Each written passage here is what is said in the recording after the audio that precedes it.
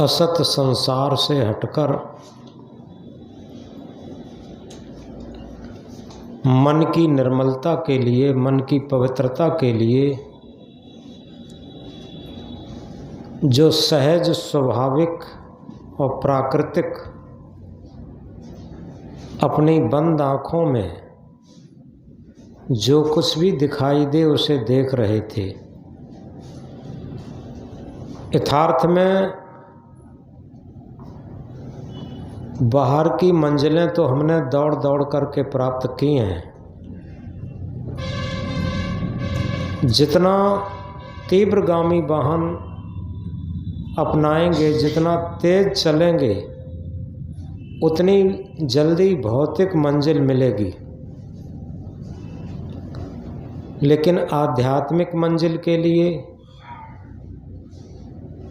आत्म शांति मंजिल के लिए, आत्म साक्षात्कार मंजिल के लिए जितना हम रुकेंगे, जितना स्थिर होंगे, जितना शांत होंगे, जितना अक्रिया की स्थिति में होंगे,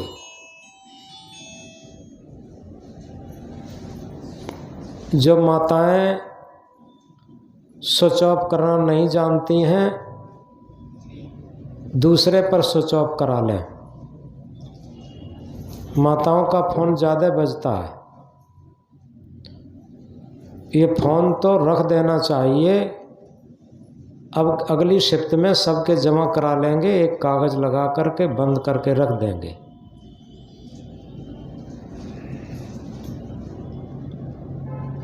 किसी का फ़ोन बजना नहीं चाहिए, अपना अपना स्विच ऑफ करके रखें, दूसरे को दे दें।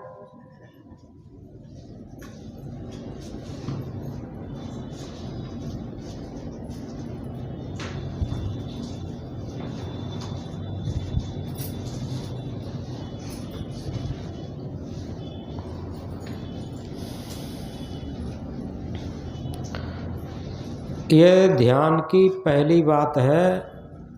जब तक हमारा मोबाइल पर ध्यान रहेगा,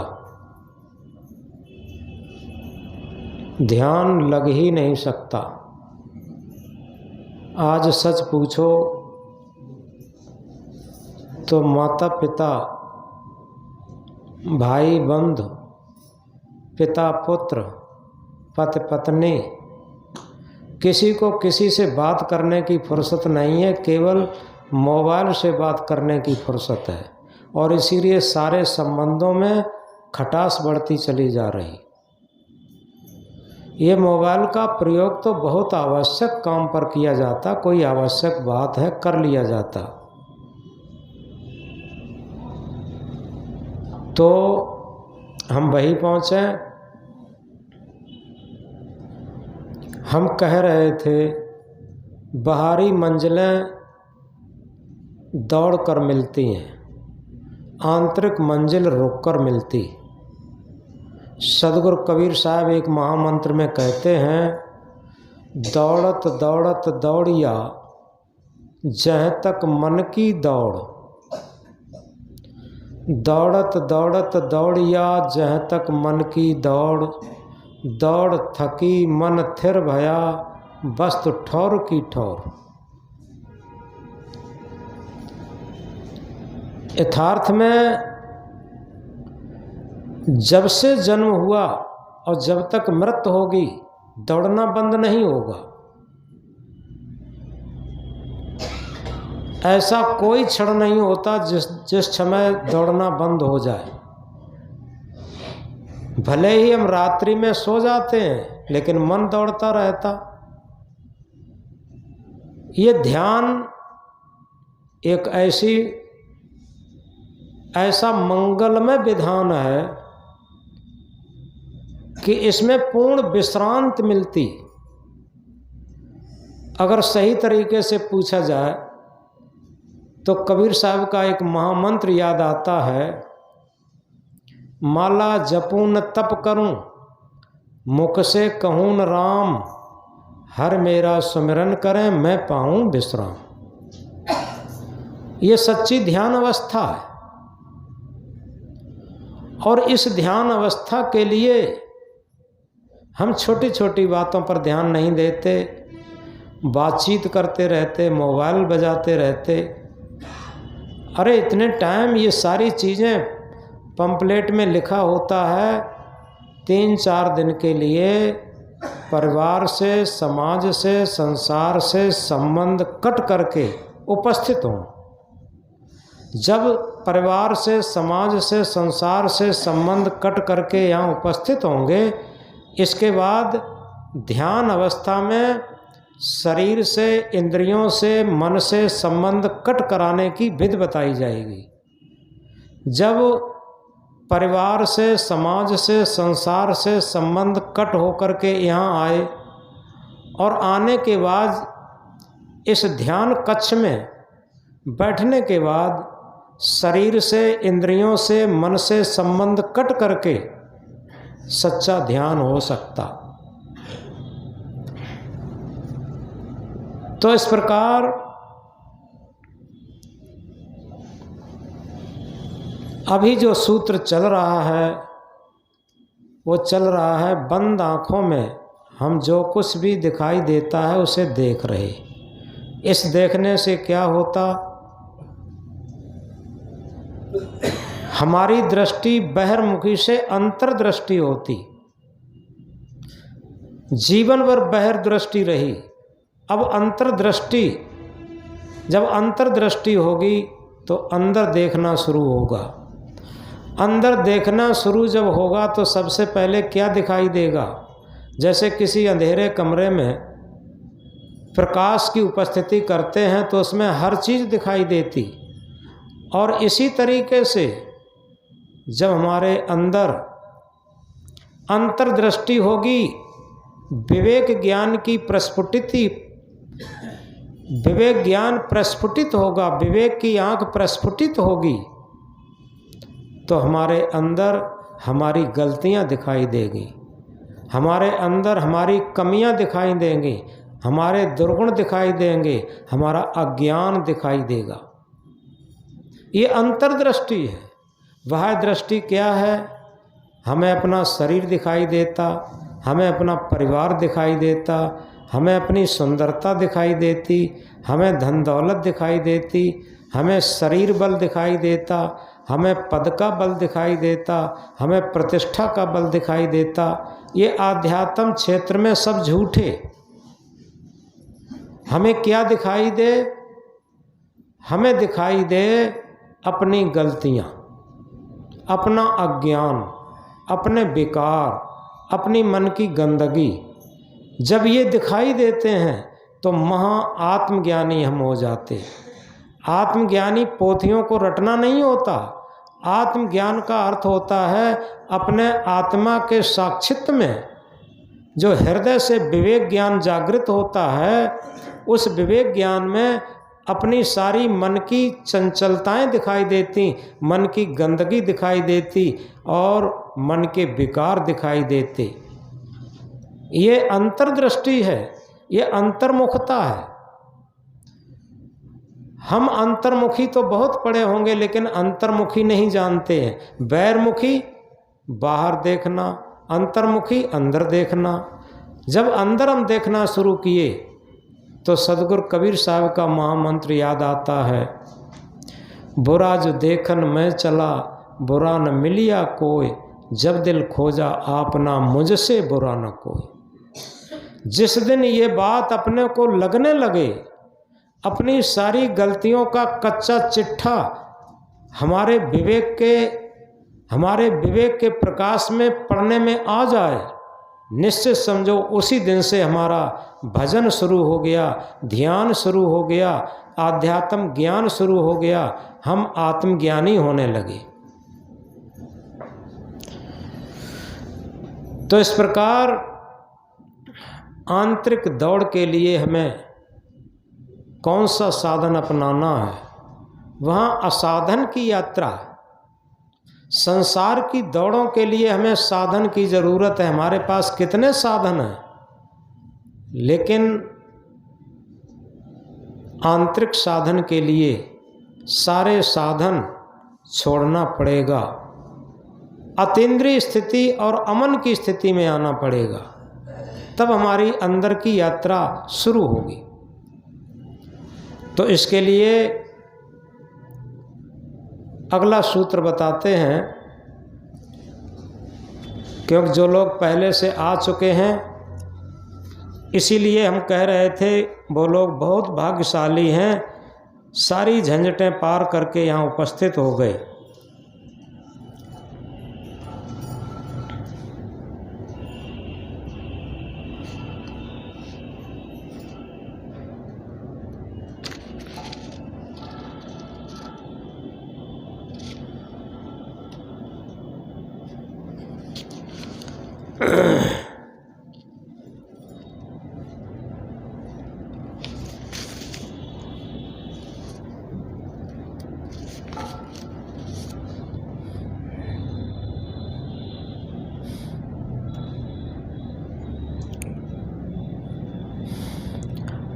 हमारा अंतःकरण जब निर्मल होकर दृष्टि अंतर्दृष्टि होती है तो सहज ध्यान के लिए एक खुले द्वार का काम करती है। इसमें बनावट मिलावट दिखावट काम नहीं करेगी।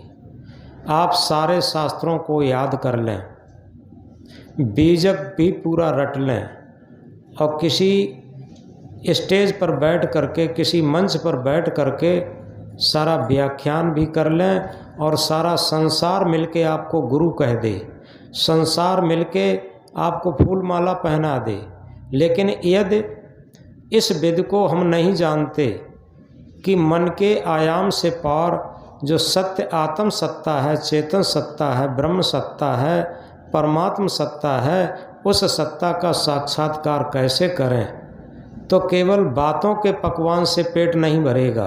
वो तो ऐसे हो जाएगा जैसे 56 प्रकार के व्यंजन बनाने की कला एक पाक शास्त्र में लिखी होती है।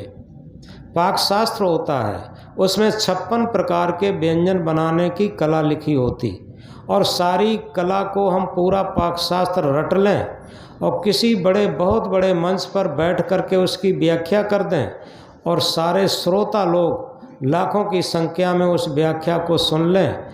फिर हम श्रोता और वक्ताओं से पूछें, बताओ रसगुल्ला का कैसा स्वाद था, छेना का कैसा स्वाद था, रसमलाई का कैसा स्वाद था, क्योंकि वहाँ तो केवल पढ़ा गया, केवल रटा गया, वहाँ प्रयोग तो किया नहीं गया, इसीलिए वो सब झूठा हो जाता। और इसीलिए कबीर साहब ने कहा, पोथी पढ़ पढ़ जगमुआ, पंडित भया न कोय, ढाई आखर प्रेम का पढ़े सो पंडित होए।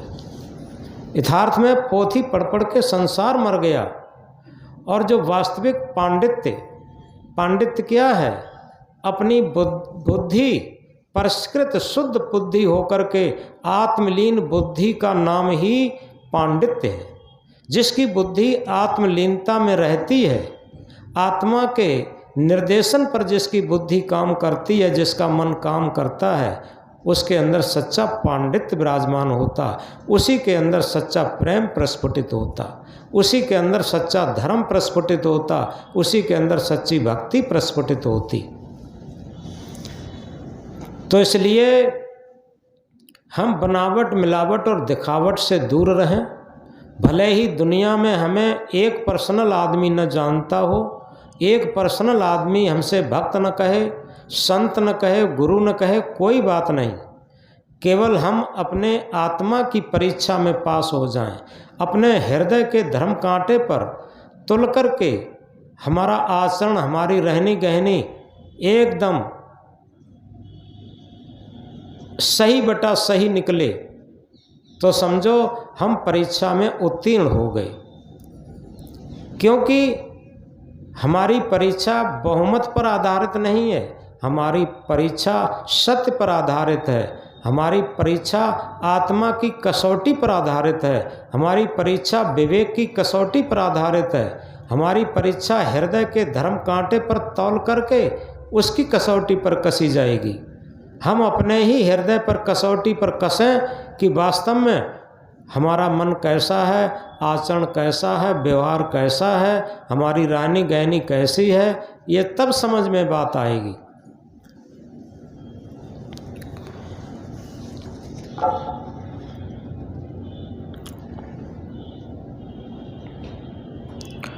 ध्यानम निर्विषयम मना, मन का निर्विषय हो जाना ही ध्यान है। शरीर जड़ है, प्रकृति का है, चेतना की प्रीति अनंत से है। जिस प्रकार छोटे शिशु को अपनी माँ का दूध नहीं मिलता तथा प्राकृतिक संपदा जो शरीर के विकास में सहायक है सही मात्रा में नहीं मिल पाती तो बच्चे शरीर की तरफ से रुग्ण हो जाते, विकास नहीं हो पाता। उसी प्रकार चेतना के विकास के लिए सद्गुरु रूपी माँ के हृदय से प्रस्फुटित ज्ञान न मिलने पर चेतना की तरफ से रुग्ण हो जाते। जो न जानते हो दूसरे से स्विच ऑफ करवा लें।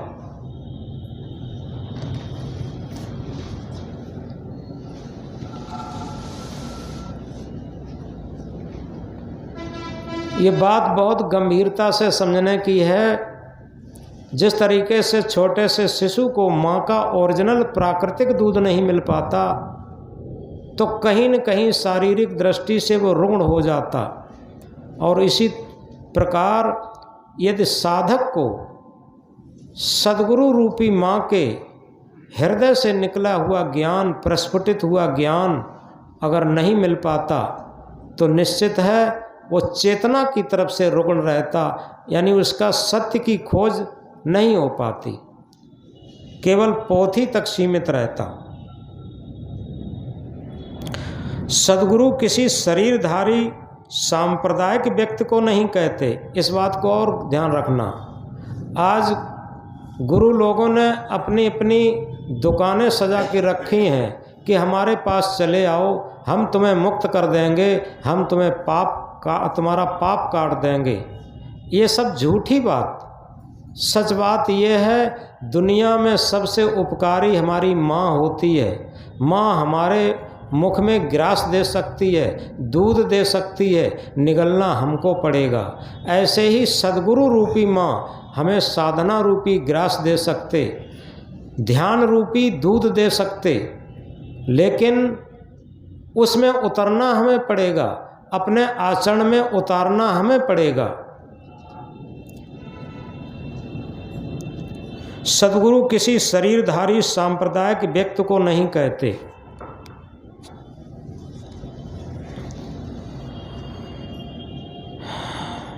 ज्ञान और विवेक से निमज्जित चेतना की स्वाभाविक शांति का नाम है। जिस प्रकार वासना बसी जीव माँ से अनुबंधित होता संसार में आने के लिए, तब कहीं उसका जन्म होता,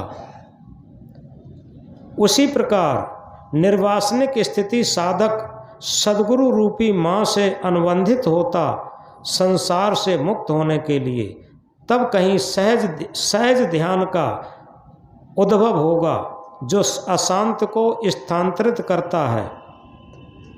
शांत स्वाभाविक आती है, अशांत क्षणिक विजाती स्थापना है। पहले हमने बंद आँखों में जो कुछ भी दिखाई दिया वो देखा। ये दृष्टि, हमारी दृष्टि सूक्ष्म होते होते न देखने में सिमटकर अंतर्दृष्टि जागृत हो गई।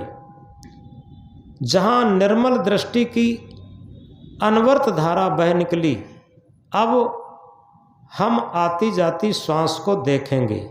श्वास आ रही है, श्वास जा रही है।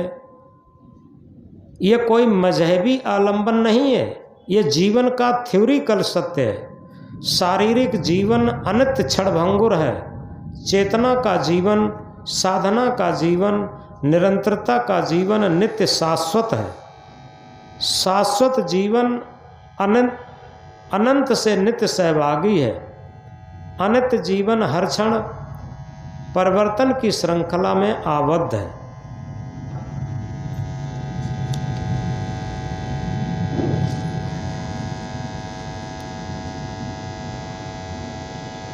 अब इस सूत्र की थोड़ी बातें जो सूक्ष्म हैं आगे के